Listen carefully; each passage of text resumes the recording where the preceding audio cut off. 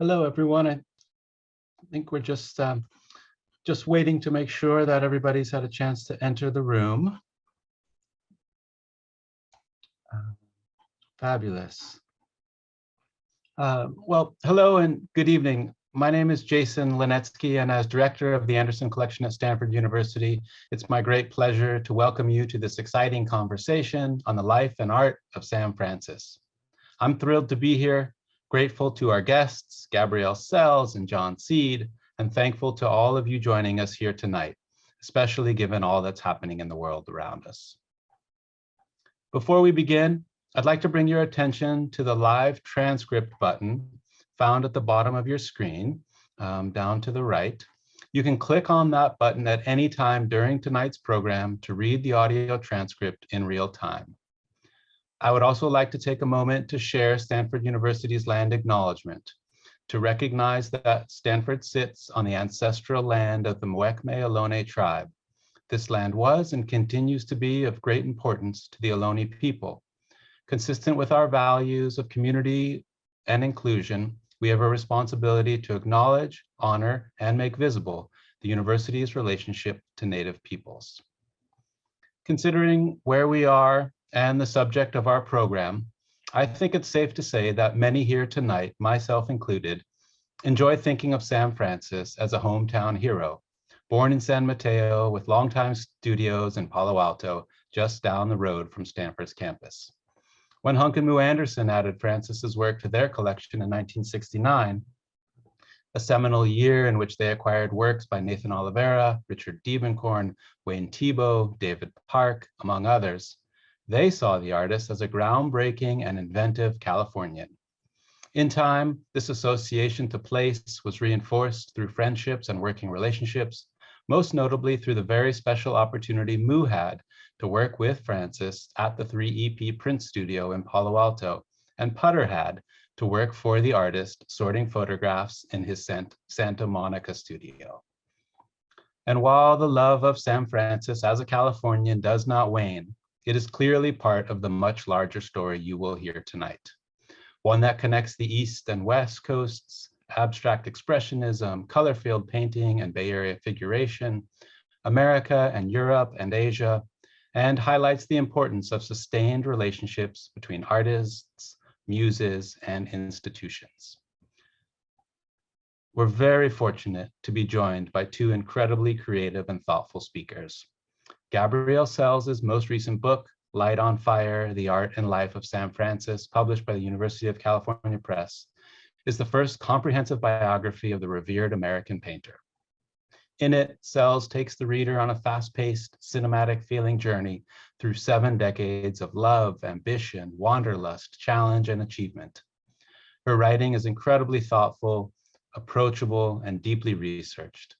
Selz debunks old myths, sheds new light, and situates the artist and his career within an international context. No stones were left unturned while researching and writing the book, and we are all incredibly fortunate to have such an illuminating resource at our fingertips. Selz's previous book, Unstill Life, Art and Love in the Age of Abstraction, received the Best Memoir of the Year award from the American Society of Authors and Journalists. Her essays and art reviews have appeared in The New Yorker, The New York Times, The Daily Beast, The Los Angeles Times, Literary Hub, Hyperallergic, among many others. She makes her home in Oakland, California, and we could not be more pleased to welcome her here tonight. Jon Seed is an artist, a writer, and professor emeritus in art and art history living on California's Central Coast.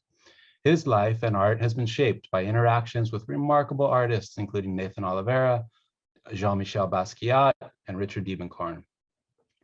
Jon is near and dear to the Anderson Collection, initially as an intern to Hunk and Moo while a student at Stanford, and most recently as a contributor to a small collection of essays for the museum on David Park.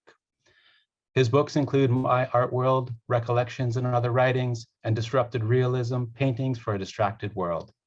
Jon comes to us today from the board of the Sam Francis Foundation, and I'm delighted he has joined us and grateful to the Sam Francis Foundation for your collaboration and support. Lastly, both Gabrielle and Jon have offered to answer some questions from the audience at the end of our program. Please submit your questions during the program using the Q&A button, also found at the bottom of your screen. We will answer as many questions as time allows. And we encourage you to stay until the end because we will be selecting at random one attendee to receive a copy of Gabrielle Selz's new book, courtesy of the San Francis Foundation. And so, without further ado, please let's welcome Gabrielle and Jon. That worked. Here we are. Here we are. Jason, thank you. And I'm going to do a quick follow-up on your introduction. I want to mention that the first time I ever saw a Sam Francis painting was in the Anderson collection when I was an intern to that collection in the late 70s. To introduce Gabrielle, I want to say that the Sam Francis Foundation exists to promote research and to take Sam's legacy forward into the future. And this project began about 7 or 8 years ago when our director, Deborah Burchett-Lear, took seriously the idea of having a comprehensive biography written of Sam. And we talked about a lot of names. We had a lot of discussions about it. And then I was fortunate enough to read a copy of Unstill Life by Gabrielle Selz. And it was a beautiful book. Gabrielle's a beautiful writer in addition to being a good art historian. And that book was given to Deborah, who agreed on the quality of Gabrielle's writing. And this project was born. One thing I do want to emphasize is that we did give Gabrielle an initial grant to fund her research and travel, and we always supported her in her research.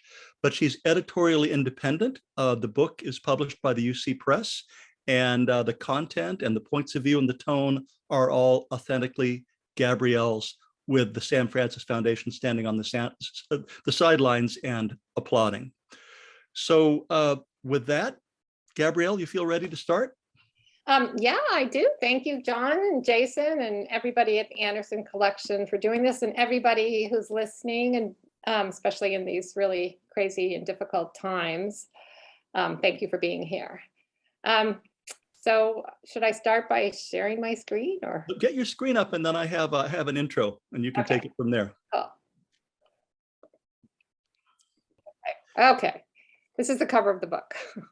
Well, let's go to the image of Sam in the hospital, because I think that's a good starting point for us. And it's an image that has been out there in a number of the reviews. Mm-hmm.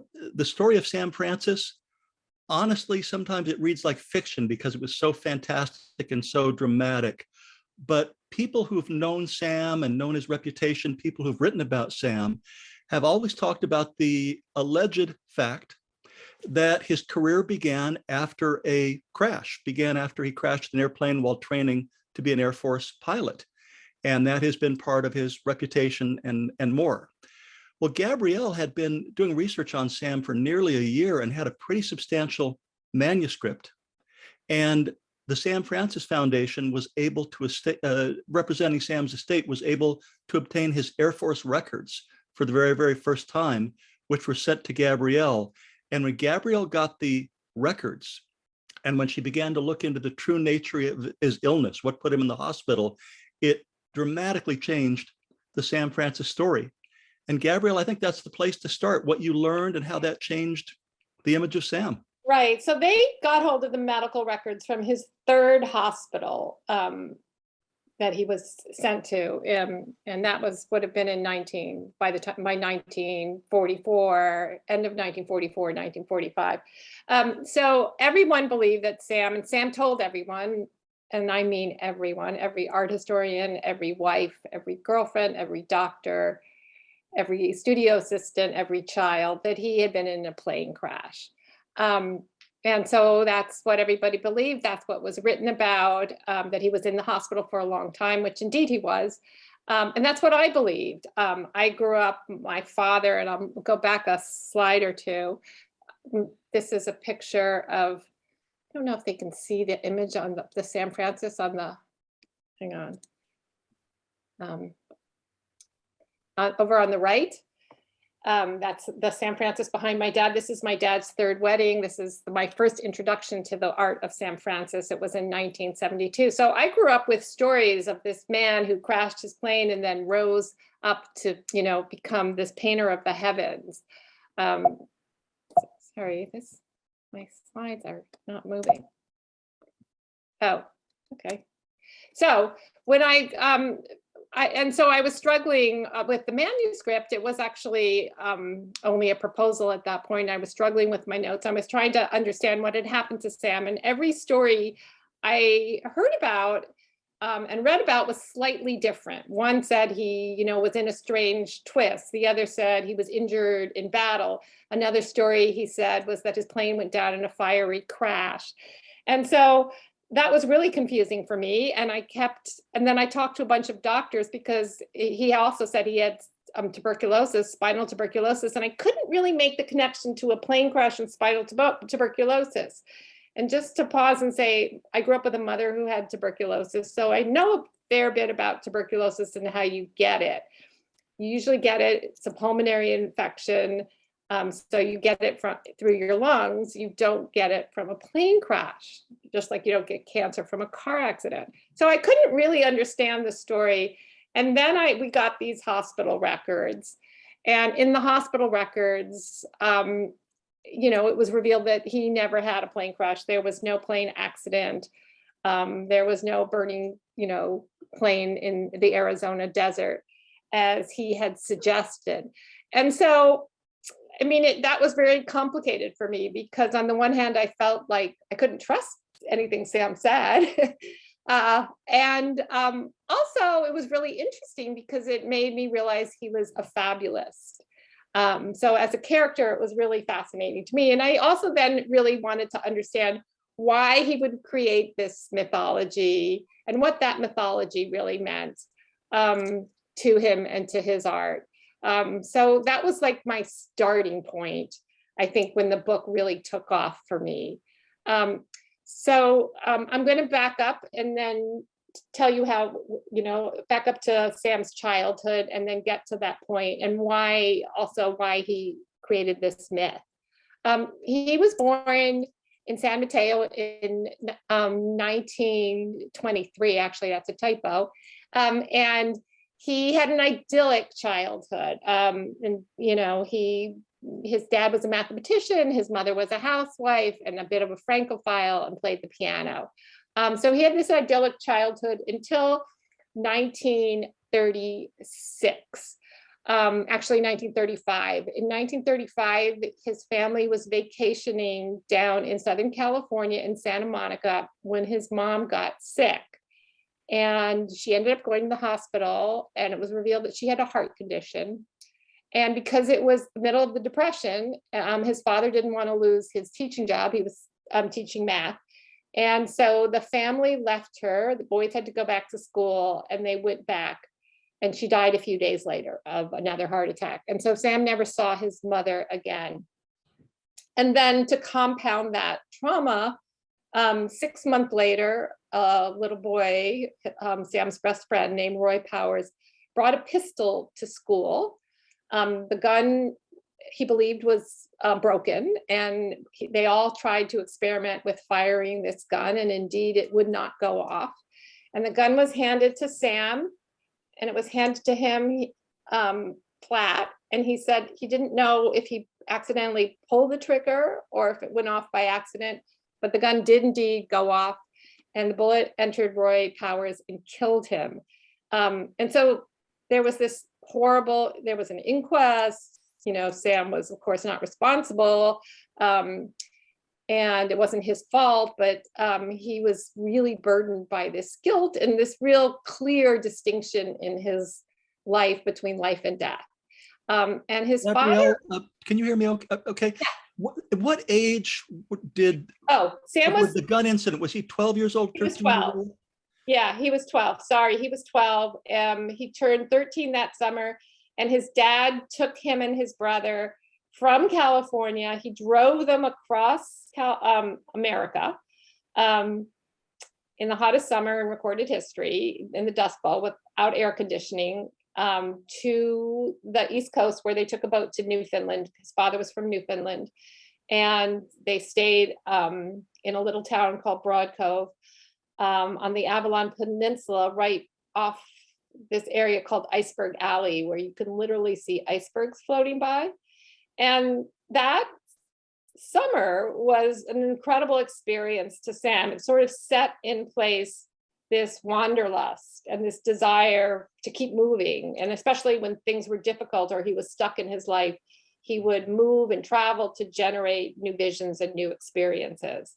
It also gave him, I think, a really internal sense of space and distance, which he, and landscape, which he later used in his art. And so, you know, eventually Sam went to Berkeley for undergraduate. He had no dreams of being an artist. He really didn't do art. He doodled in his, you know, in his notebooks, but he really wasn't practicing and doing any art. He thought he would want to be a writer at one point when he was in high school, and then he started to study pre-med in Berkeley. And he eventually joined the Air Corps.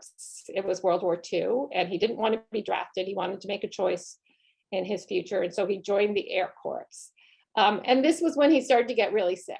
And this was also what led me to understand that, you know, the tuberculosis had probably been in Sam's system, certainly since he joined the Air Corps, which TB was really prevalent, especially in Army barracks where people were really close together, packed close together. But he started to get very sick as soon as he joined the Air Corps. He had colds, fevers, pneumonia, tooth abscess. I mean, one thing after another, his body started falling apart, and he had backaches too. And so the TB, you know, started in his lungs and eventually entered his spine. And so here's another picture of Sam painting from the hospital bed. He ended up in Colorado, where he had surgery to remove part of his spine that was replaced by part of the bone from his femur. And he was encased in a plaster corset through his whole torso and literally suspended between sheets of canvas. He was rolled in canvas and put in what's called the Bradford frame bed, where he could, you know, work on paintings below him. He had gotten really bored with reading, and accidentally, you know, somebody gave him a set of watercolor paints and he took up painting, and then he determined to be a painter. Gabrielle, something that reading your book really brought home to me, because I knew, you know, the basics, that Sam had been hospitalized and all of that, but I came away from your book, I mean, understanding on my terms that Sam had been through a kind of torture. The pain, the boredom, all of that. It was extraordinary when he went through, when it was nearly 3 years of medical treatments. Yeah, he at one point, you know, they first of all, they thought he would never walk again. They thought he would die. There was no known cure for TB at that point. They actually discovered, using the antibiotic treatment, the week Sam was diagnosed, but they only started experimenting using antibiotics a little bit at a time, and luckily on GIs, because they were in veteran hospitals where they do a lot of early drug testing.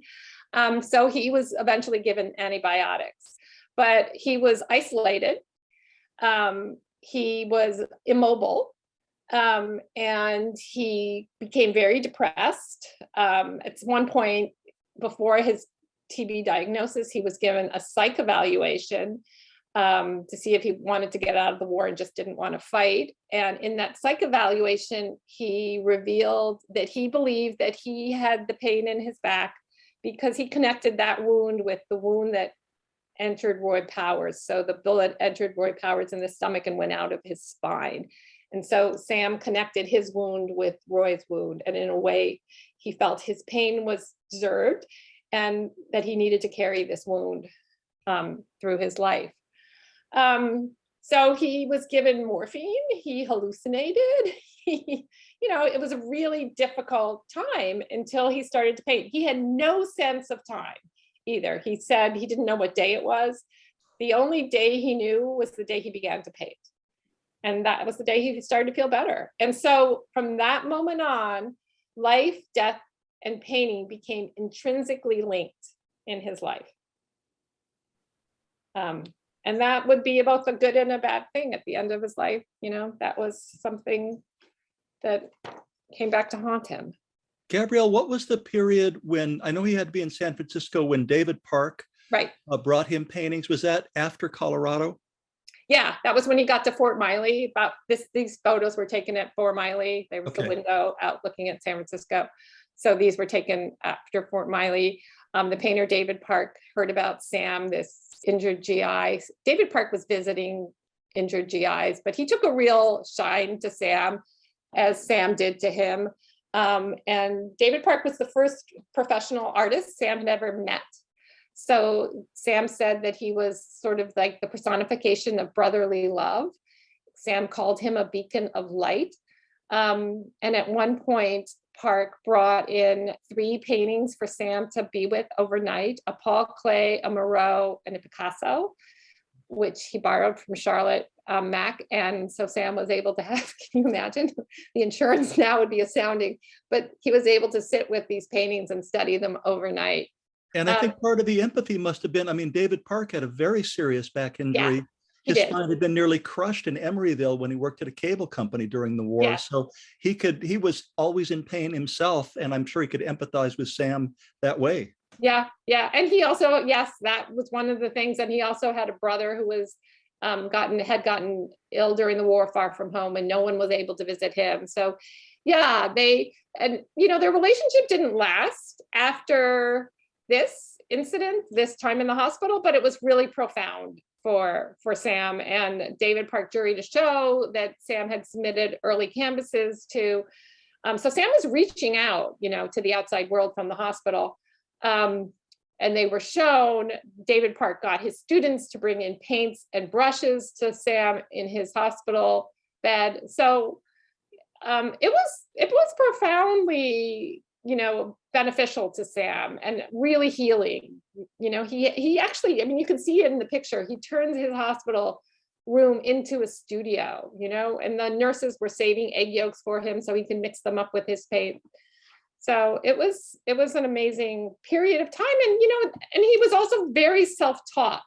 So he was copying things he saw in magazines. And it's, you can see these are almost, some of them, some feel like paint by numbers pictures in the beginning.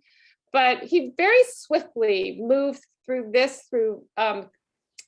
surrealist paintings that are reminiscent of de Kierkegaard, through sort of an early Cubist period into his own abstract period.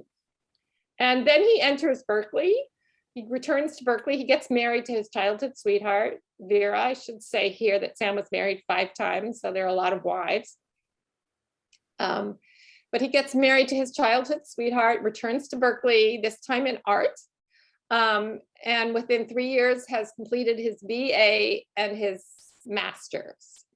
And mostly at Berkeley, he still goes his own way. Sam was never he was very independent, and this was true throughout his career. He did not have one mentor.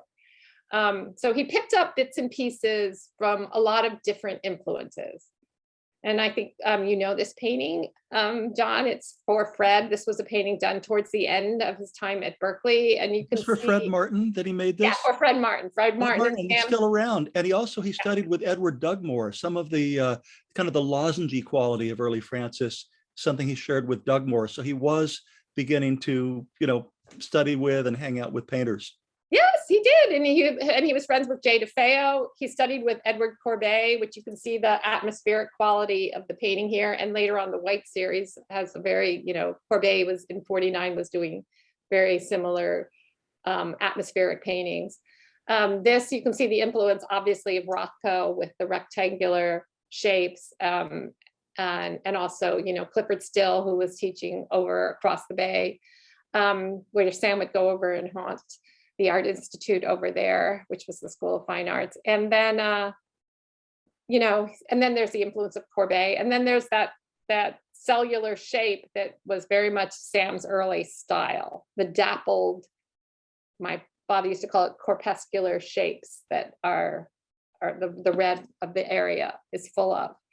And then Sam graduates and his marriage to Vera breaks up. And he makes a radical decision. He decides to leave California and go to Paris. So I'll take you next to that. This is later on in Paris, but this is Sam is over here on the left. That's Sam. with his friends. This is the philosopher Rachel Jacobs. But this is like a Paris cafe shot that was very typical of his life in Paris. He goes with his girlfriend, Muriel, who would become his second wife, and they get a room in Saint-Germain-des-Prés in the Hotel de Seine, a teeny 10 by 10 foot room, which has a bed, a sink, a bidet. They sneak in a illegal burner stove, and it has one light bulb which dangles from a cord, and that's it. And it's a teeny, teeny little space. Gabrielle, would I be right in saying that for Sam to go to Paris when he did, it was in a certain way a wrong-headed decision because so much was happening in New York and Paris was kind of this still rebuilding, kind of a left behind cultural center? Does that sound right? I don't think it was wrong for Sam. And, I don't think it was wrong for Sam. I think Paul Schimmel said, and I think, I love this quote of his. He said, Sam made an end run around New York painters by bringing abstract expressionist style to Europe, but filtered through the lens of California. So in the early days, certainly it was, it was good for him. He ended up being really well collected in Europe. It did damage his relationship with New York, but I don't think Sam would ever, and I don't think he was ever comfortable in New York. New York made him jittery. He liked open spaces. He liked light. And he was never really caught into Manhattan. So it was the choice he made. I don't think he regretted it either. I think he also called Paris his mother city, and he said, Paris was this beautiful basin, he called it, for his ideas to wash out of. And he was really, really attracted to those, early 20s, to Manet and to Monet and to Bonnard and to Matisse. So it was the right choice for him. He does, in this teeny room, he does his first real body of important work, the White series. And he's doing these paintings. They are mostly paintings done in white. They have other little colors behind them. They're very atmospheric. They are like fog through an open window. They're very much this charged white space. Sam called white the space between things. But white was also the color that surrounded him for years in the hospital. He had literally stared at the ceiling until the white of the ceiling bled colors. So it's very much that space. He had been wrapped in white, sheets. He had been contained in a white plaster corset. So it really literally was the space that separated him from the world. And he did these paintings. He said he began them accidentally. He was priming a canvas. He liked to prime his own canvases. And there was like a drip on the canvas and he just went with it. So it became this accident, became this sort of miracle that led to the whole series. They were made in this teeny, as I said, 10 by 10 foot room, and they're large paintings, and so he would have to do them a section at a time. So like fog, like air. This is very much like the fog through a cockpit window. Sam had this. He did have early training as a pilot. He had time up in the little airplanes. So these are very much like the space of air moving through these open cockpit windows that he trained in. He also said that, he could only afford white paint. And so he does this series. He starts showing these paintings very quickly. And he becomes renowned for these paintings. He gets a lot of attention for them. They really appealed to the French art critics. And he was clever, or, he eventually got connected with some influential people, including, am I right that Matisse's estranged wife bought a Sam Francis, and also Matisse's son-in-law was influential for him? Yes, Dutuy. He became really connected to Dutuy, Claude Dutuy, who was in Paris, who was sort of, he was an art professor, historian, writer, sort of art impresario.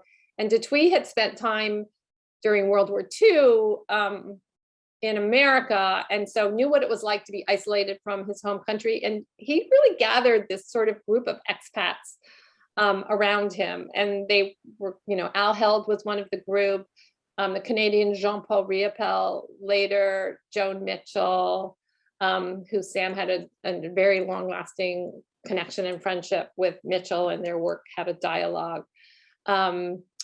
So Cy Boardman, Norman Bloom, they were all part of this expat circle, and Rachel Jacobs, again, the philosopher. So yes, they all gathered around Dupuy. He introduced Sam to he could go to Dutuy's office and see little Matisses hanging on the wall, and Matisse's daughter would be cutting up, sitting on the floor with scissors, cutting up the cutouts for Matisse's last work. So it was very much of in the middle of the milieu of that whole little downtown scene. He was also he was literally, it's 3 minutes from the Hotel de Seine to, say, the Café Flore, where Sartre and all the surrealists hung out. And so they were all in this teeny little space. Giacometti was there in this teeny little area in Paris all together. After Sam does the white paintings, he does these black paintings. Sam interestingly said that black was a way of going back towards the light. And so you see these black, again, images or shapes here with the bright bands of color on the bottom. These are paintings too that are beginning to look like, the aerial imagery he would later do, where he's looking down from above at a landscape. He was also he loved to go to Sainte-Chapelle, the Gothic cathedral, which was right nearby him. And again, these have this quality of, light coming through stained glass and the dark lead surrounding it.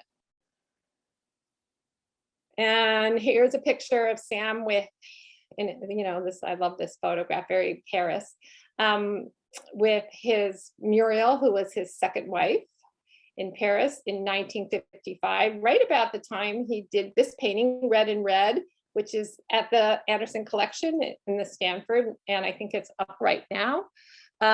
So this painting is, again, Sam is fusing two different views that, it's almost like an aerial view where you're looking through a diaphanous white cloud down on a landscape.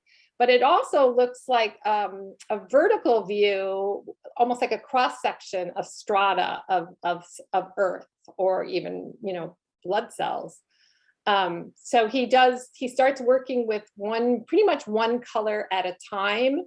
After the black paintings, Sam said he liked to, especially in the beginning, approach color carefully, one color at a time, because he felt like it was a tiger in a jungle and it was too intense for him. And so he really wanted to just absorb and learn about one color at a time.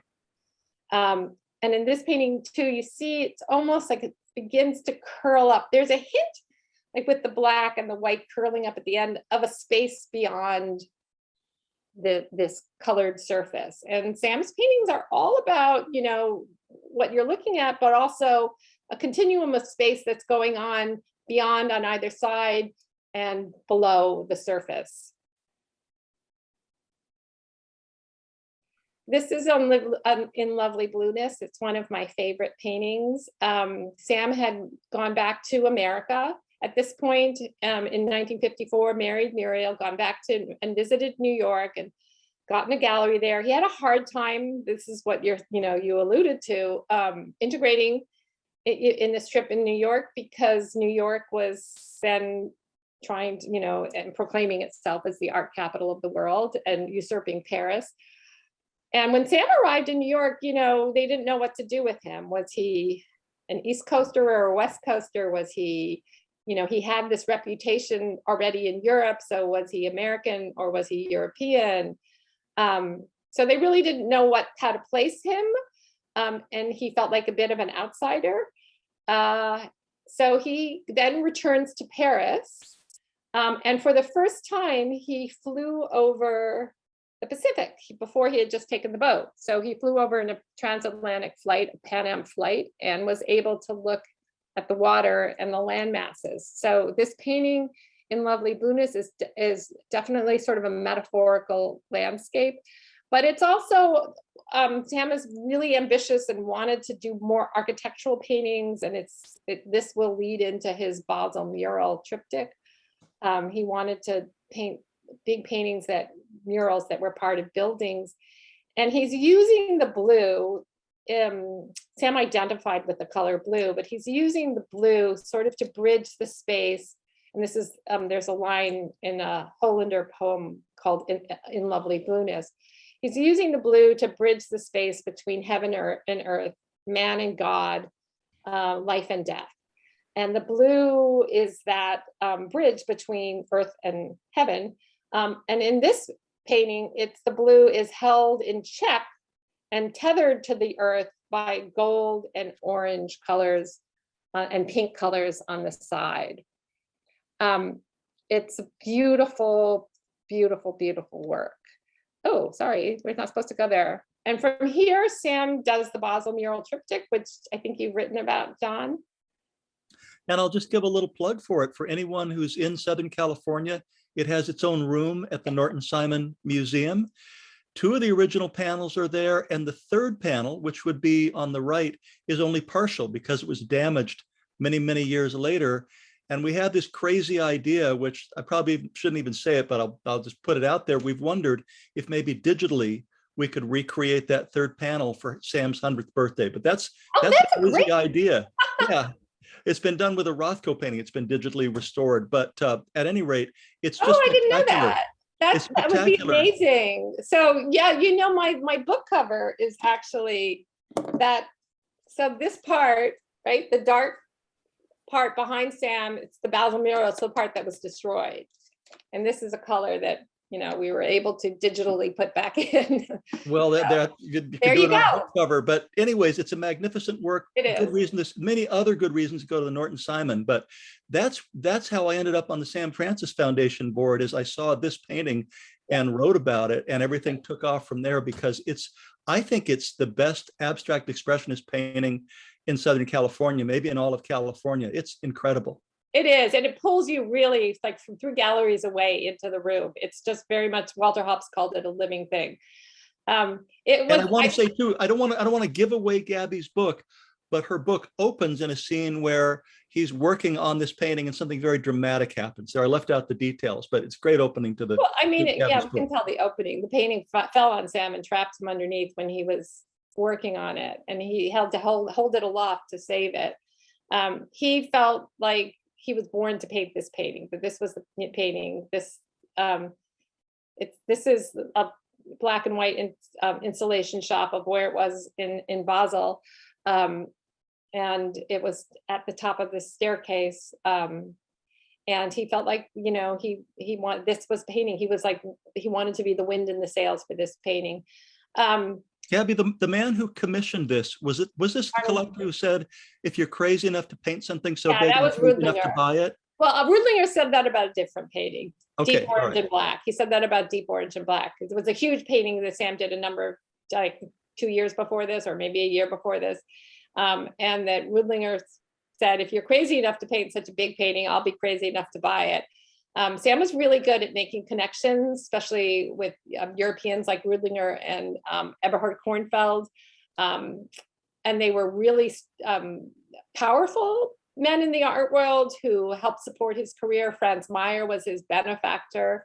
So he made these early connections that really helped him. Rudlinger paid, I think what they said back then was 1 million francs for Deep Orange and Black. And it was on the cover of Time magazine. That now 1 million francs now, I think, was like $15,000 then, US dollars. Then it was, but still it was a lot for a painting. So well, he'd been getting by in Paris on $75 a month. So that was not entirely just on $75 a month. So he, as I said, Sam was really savvy. I think early on his friend Bill Elliott, who later became his lawyer, was giving him a little bit of money, and then Sam would give him paintings. And he had a little bit of this arrangement with other people, and he'd begun to sell a bit of work, but yeah, he was scraping by. By the way, you have 4 minutes to go, Gabrielle. So Oh my God. I know, so much to talk about. All Yeah. right. All right. So Sam goes to Japan. I can't believe that. He goes to Japan. He's very influenced by what's happening in Japan. And Sam was very influential to Japan because really this was at a period when Japan was trying to open its arms back to the Western world and to the art world.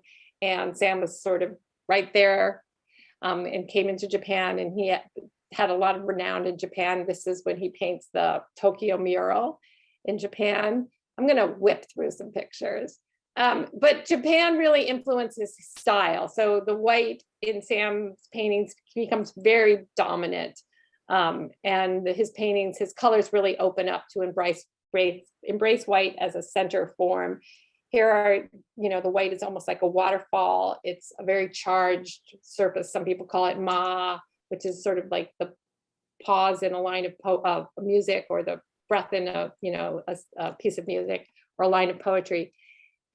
And so the white is coming down through these columns of color. The columns on the, especially on the right, are very much reminiscent of spinal columns of the spine. So the spine is also an element that is in Sam's paintings a lot. But Sam, he keeps going around the world. So he went around the globe many, many times. And that was another reason I wanted to write about it. He had this huge life. He got sick again and is back in the hospital and nearly dies because TB never leaves your system and it's a reoccurring disease. He had tuberculosis of the balls. So he had testicular tuberculosis, but while he's sick with that, he reorients himself to the canvas, puts the canvas below him, and begins to paint with the canvas below him, and does these beautiful paintings that became also very famous, the blue balls, which were really about the integration of yin and yang, sort of the anima and the animas. Sam was thinking a lot about Jung. And again, the color and the white space, this sort of dialogue between color and white space. And then I'm just going to move really swiftly to the edge paintings because they're fascinating paintings, I think, to a lot of people. They're really difficult paintings. We had an edge painting in my house growing up. And they're full of contradictions. So Sam began these paintings in the late 60s, and he really gessoed this. The white space, although it looks empty, is the most painted surface in this painting. So he gessoed and sanded and gessoed and sanded the surface of that white many times, and then the color was put on at the very end. And they kind of, it's almost like he's cleaning his palette. He's making way for whatever he's going to do next. And it's almost a cleansing of abstraction too, in a way. There are these very potent meditative spaces. I think for a lot of people, they are difficult because they have so much white space in them, but they're very powerful paintings. And, just a comment that when Richard Diebenkorn moved to Southern California and changed from representation to abstraction, he shared a studio with Sam at first, and then later got his own place. But these are the paintings that Diebenkorn, would have seen in Sam's studio. And I think they kind of coincide with the clearing out of the ocean parks. Yes. And with Nate Oliveira's stage painting that's at the Anderson, there was a lot of talk about let's empty the stage, let's restart. And Sam, I think, was the person who brought that about. Yeah. Well, Diebenkorn borrowed his space and looked out those windows on Ocean Park. Those were Sam's windows in Sam's studio. And if you look at the framing of the Ocean Park, you see the frames of the windows. I mean, they're the same framework. So he looked out those windows and painted those paintings. So yeah, Sam was very instrumental. Sam was very helpful to many artists, especially when he came to LA. So we came back to settle in LA after his second bout of tuberculosis. In the early 60s, and he set up a compound in San Mateo. That's his fourth wife, Mako Idomitsu, and Shingo and Osama, his children. And he really became part of the LA scene and was very instrumental in putting LA on the map as sort of this vital art community that it is today. He was instrumental in starting MoCA. Sam with Judy Chicago at a happening. Sam did some smoke paintings with Chicago and Terrell early smoke paintings. This is one of them, but this one was just Sam in Tokyo. He also did some paintings where he had skiers coming down and shooting color on snow. So the snow became his canvas. Sam said he literally wanted to paint the world. He wanted to spread color around the world. And this is what he's doing. And this is obviously Berlin Red, which is the largest single canvas in the world. That's somebody standing in front of it. That's the scale of that painting. Sam did that in LA when he had a number of studios in LA, in Santa Monica, in Venice, in Ocean Park. And you can see that's Sam in the upper right-hand corner. That's how big the painting is. And he really got down into the painting in order to work on it, and couldn't see what he was working on until later, until he got back and stepped back. And he would have a cherry picker. He had a cherry picker in one studio so he could rise up above and look at the painting, or get up on a ladder, or spin around on a bicycle. That's, another thing your book really brought home to me. I want to use this word sparingly, but you said he had a kind of megalomania about him. He really was extraordinarily ambitious, and scale is just one of the ways that showed up. I think scale, and also, he wanted to put LA on the map. He wanted it to be a place.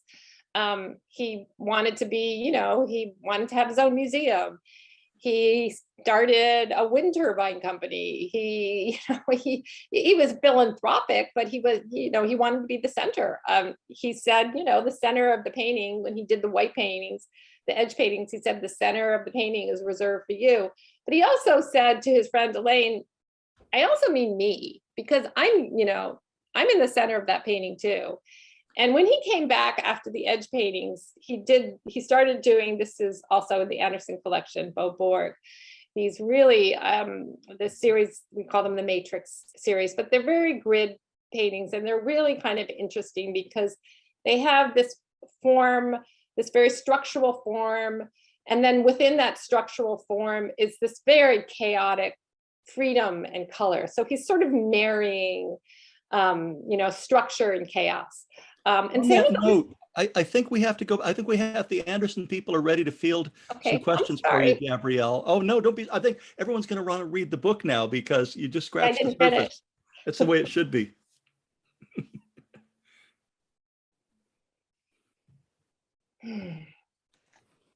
Hello. Hey, Gabrielle and Jon, that was really fabulous. Thank you very much.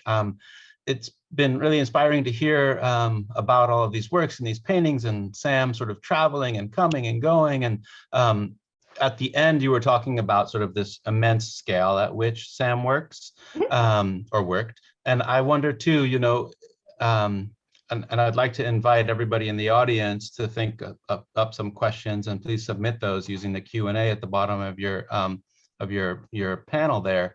But as you're doing that, Gabrielle, it'd be wonderful to hear a little bit about, how you think Sam responded to making these works on paper, the print medium, and working on a much smaller scale. And, does that complicate the paintings that he did in that huge architectural style, or does that complement it? And, what are your sort of observations and thoughts there? Yeah, the printing was really interesting because, first of all, I think Sam was one of the early adapters to printing in this country that brought about the renaissance of printmaking. It also reestablished his position to the canvas, because on a print, you, again, like a lithography stone, you're looking down on it and you're thinking in reverse. So where a painting is more intuitive, he really had to think out a print. But he did really big prints. He did some of the biggest prints in the world. He got a print, he had them reconstruct a printing press that was half the weight of a Boeing 747. And they had to bring it over from, I think it was Stanford, across the Bay Bridge. They had to shut down the Bay Bridge to bring it over so he could make huge prints. So he wanted to take that scale into printing.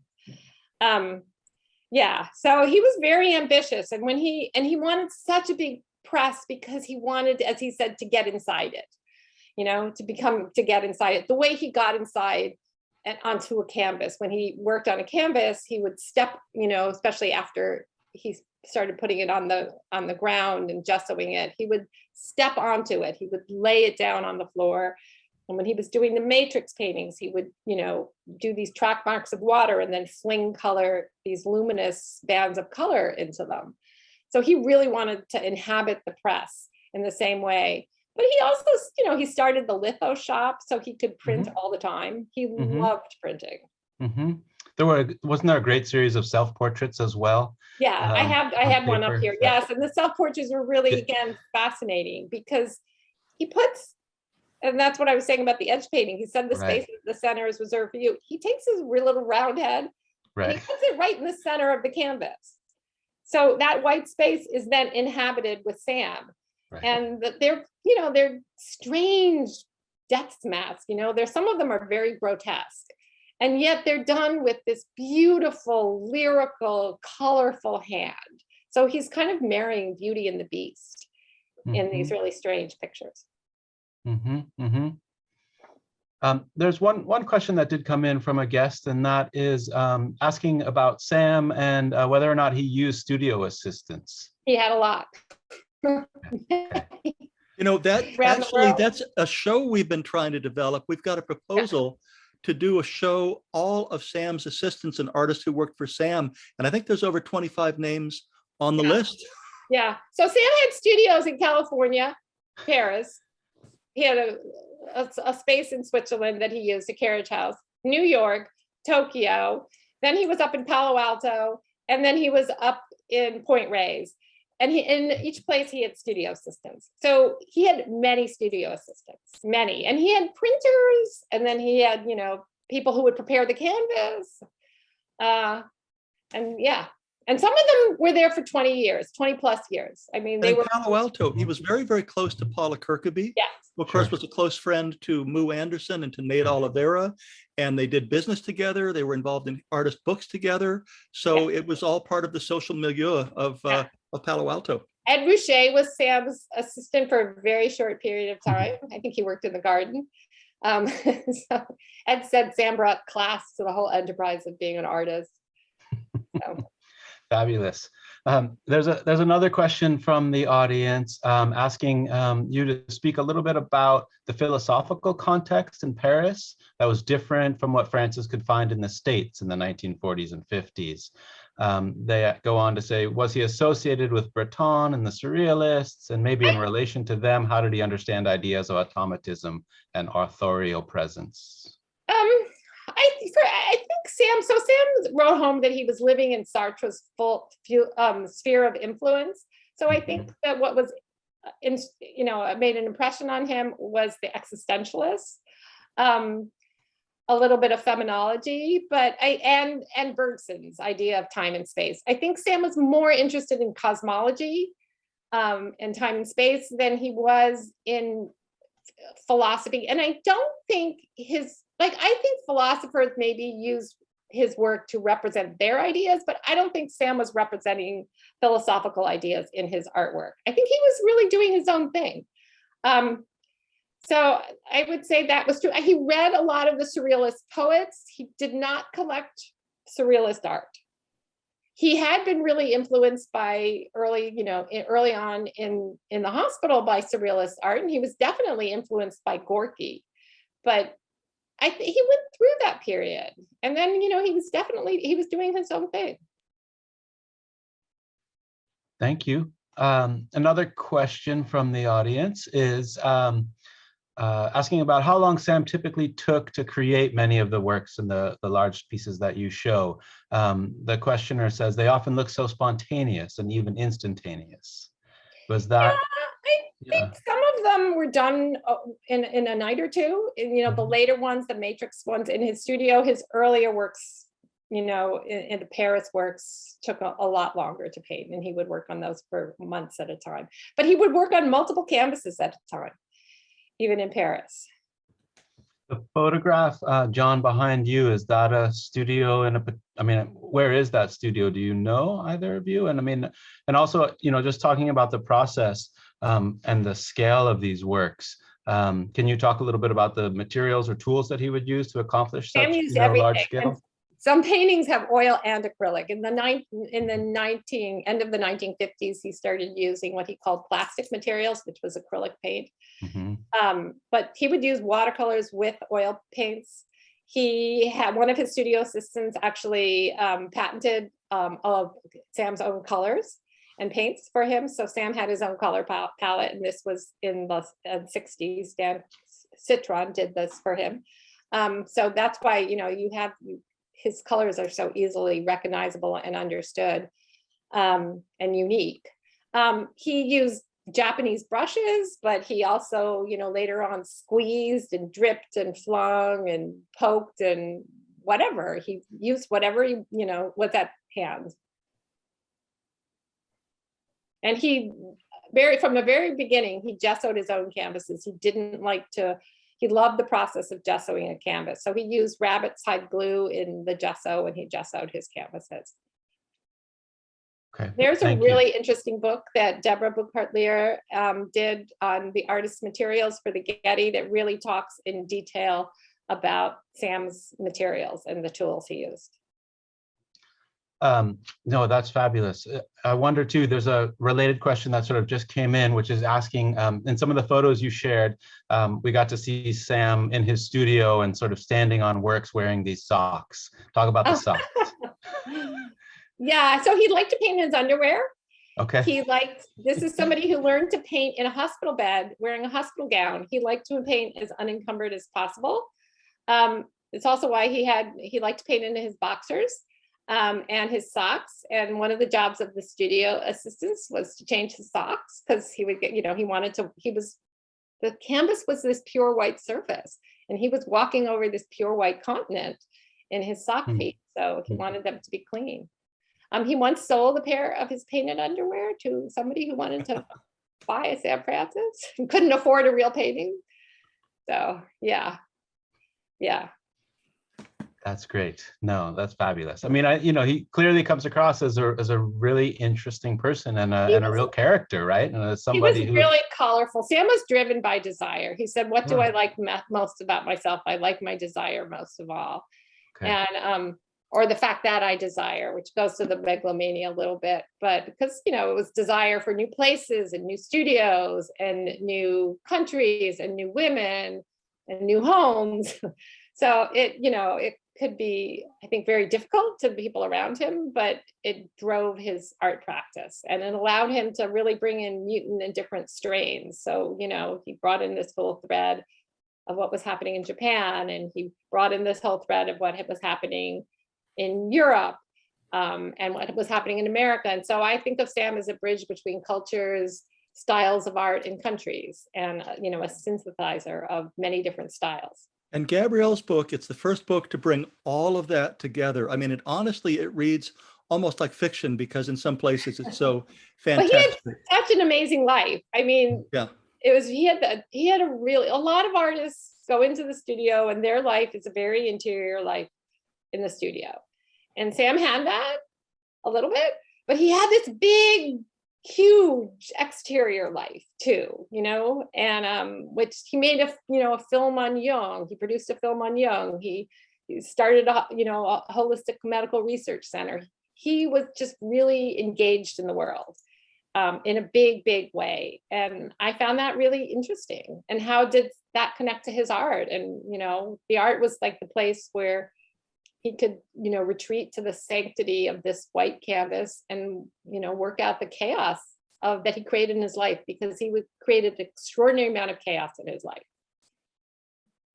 There's been a couple of questions that have come in from the audience in regard to his personal life, to, recognizing that he was married many times. There's some questions about, did he have any children from his 5 wives? And, how do you see the relationships that he had as an influence on the concepts of his painting? And if so, was there any wife in particular who had the biggest influence? Oh, that's an interesting question. Sam had 4 children with 3 different wives. You know, would you say Taruko was a big, I think Taruko was the most serious, well, Mako too. Taruko and Mako were Taruko Yokoi was Sam's third wife. She was a Japanese painter when he met her in New York. They were married a very short period of time, but they did share a dialogue. I think his fourth wife, Mako, became a video filmmaker while they were married, but they were both really interested in Jung and ideas of the anima and the anima. So in that way, they were really in conversation in their work.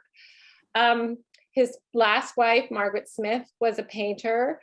Sam was already very, very well established. So I don't think that was so influential to his work. I think maybe he was more influential to hers.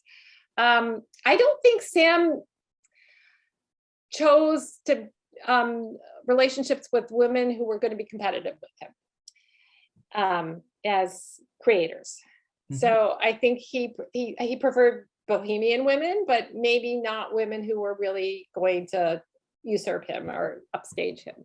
Gabrielle, is it a good comparison at all to compare him to Picasso in the sense that he had to be at the center and that family chaos was a byproduct of that? I mean, is there something in common there?